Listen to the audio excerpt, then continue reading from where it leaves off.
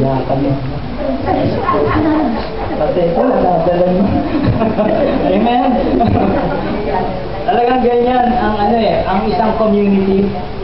Yan lang mo makikita kung paano po tayo dumamay sa ating kapatid. Amen? Amen. Pag umiyak ng isa, iiyak lahat. Amen? Ganyan. Amen. Ganyan talaga. Sympathy. Hindi, sympathy, brother. Siguro, it is not more on sympathy kasi yung sympathy parang awa. Pero hindi ito. Ito, pakikiisa. Yan, pakikiisa. Unity. Amen? Amen. Ngayon po, tatawagin ko po sa harap yung mga first timer. Sino po yung mga first time umattend? Bago po tayo tumungo sa ating Word of God. First time to attend, wala po? Parang meron po nakikita. Wala po? First time to attend? First time to attend? Wala po.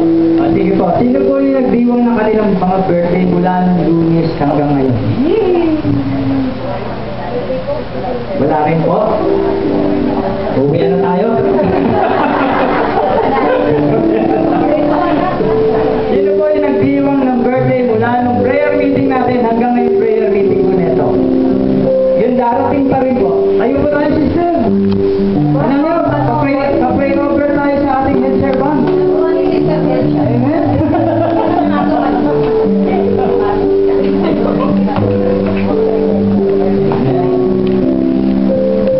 Meaning first timer. Walang first timer. Parang meron ng mga ba?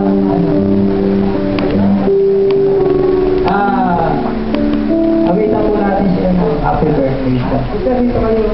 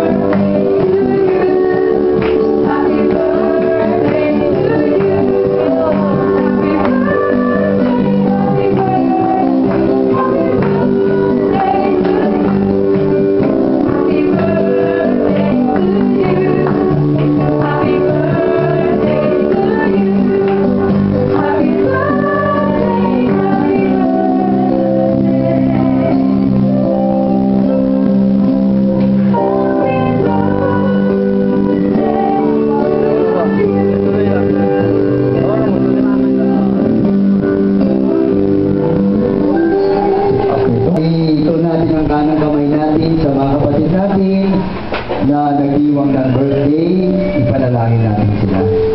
Ang mga kapangyarihan, maraming salamat sa aming dalawang kapatid na aming minamahal na nagsiselebrate ng kanilang birthday sa buwan ito ng Marso.